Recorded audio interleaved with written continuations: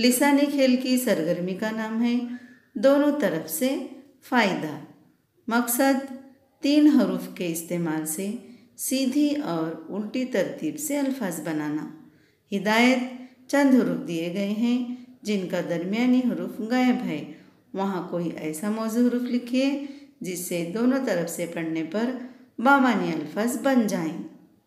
आइए हिदायत के मुताबिक सरगर्मी हल करें। तार। तार इस लफ्ज को उल्टी तरफ से पढ़ेंगे रात। बात।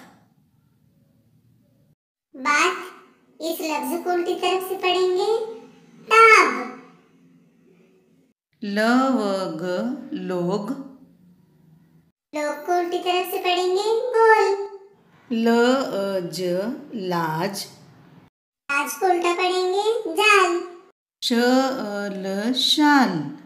शाल को उल्टी तरफ से पढ़ेंगे लाश। दर्स।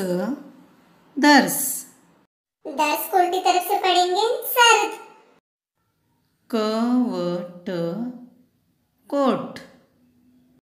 कोट को उल्टी तरफ से पढ़ेंगे टोक। आगे का हरूफ देखो। पान। पान को उल्टी तरफ से पढ़ेंगे नाप। आगे हरूफ जोड़कर पढ़ेंगे ज़वर। जोर। जोर को उल्टी तरफ से पढ़ेंगे रोज।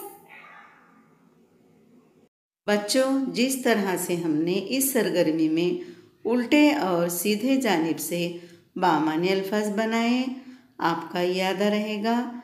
ऐसे ही कुछ अल्फाज खुशखत लिखिए।